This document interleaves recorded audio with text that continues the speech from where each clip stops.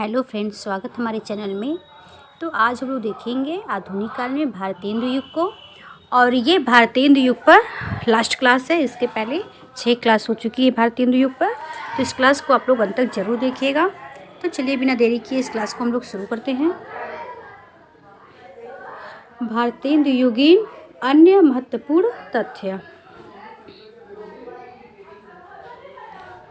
भारतेंदु युगीन रचनाकार बिनाग राय को कवि नायक तथा साहित्य भूषण उपाधि प्राप्त है। किसे कवि नायक की उपाधि प्राप्त है? कवि नायक तथा साहित्य भूषण उपाधि प्राप्त है।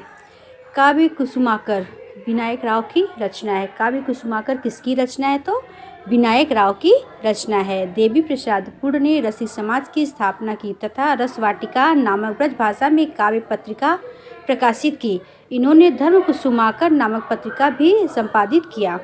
देवी प्रसाद पुड़ की रचनाएं वर्षा आगमन, भारत वाक्य, मृत्युंजय, धारा धर धावन, मेघदूत का अनुवाद तथा खड़ी बोली में। आगे बढ़ते हैं। खड़ी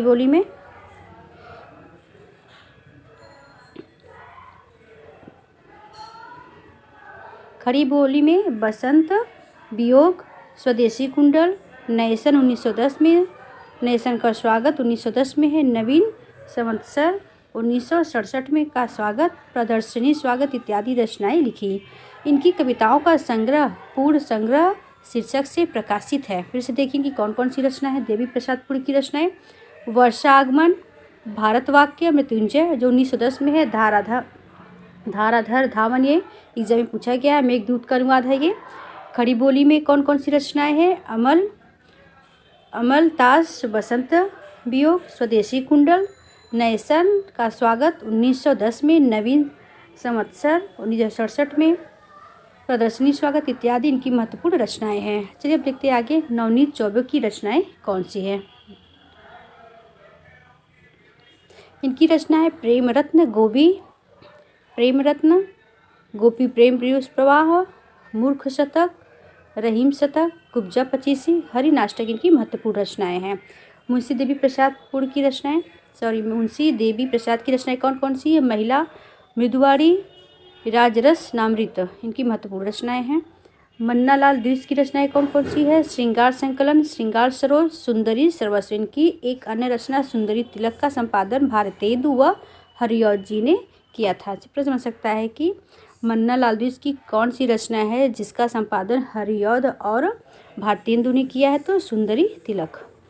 हुस्ना नागरी वेश्या थी जो नागरी नाम से लिखती थी। आगे बढ़ते हैं, देखते हैं और क्या इनका है।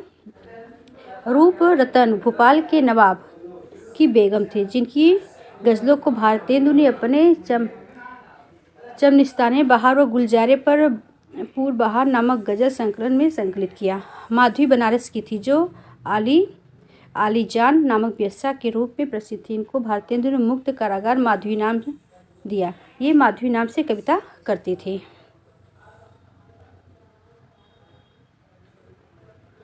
चंद्रिका, इनका वास्तविक नाम मल्लिका था। इनका वास्तविक नाम क्या था? मल्लिका था।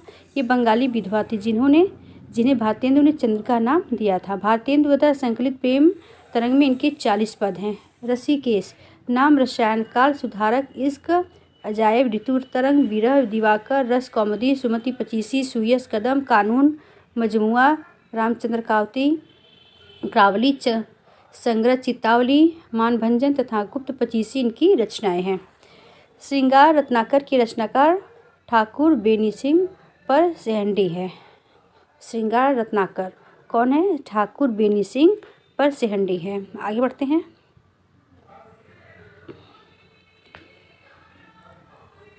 जीवन राम भाट ने जगन्नाथ रत्नाकर की रचना गंगा लहरी का अनुवाद किया। किसने किया था अनुवाद? गंगा लहरी का तो जीवन राम भाट ने किया था। किस रचना का? गंगा लहरी का। यह रचना किसकी है? तो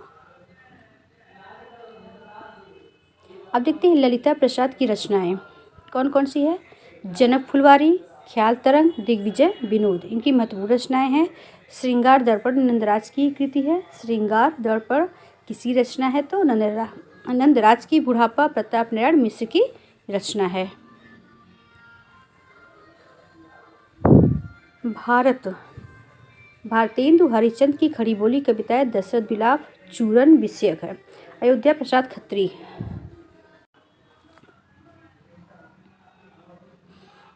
अपनी पुस्तक खड़ी बोली का पद्य नामक संकलन में प्रथम स्थान शिव प्रसाद सितारे हिंद को, दूसरा स्थान सोहनलाल तथा तीसरा स्थान भारतेंदु को दिया है।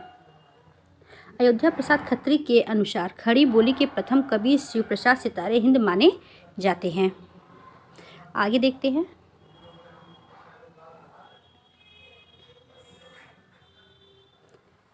अब देखते हैं भारतेंदु युगीन समस्या पूर्ति संस्थाएं। भारतेंदु द्वारा काशी में स्थापित कविता वर्धनी सभा बाबा सुमेर सिंह द्वारा निजामाबाद आजमगढ़ में स्थापित कबीरराज तथा कानपुर में स्थापित रसिक समाज प्रमुखतः है।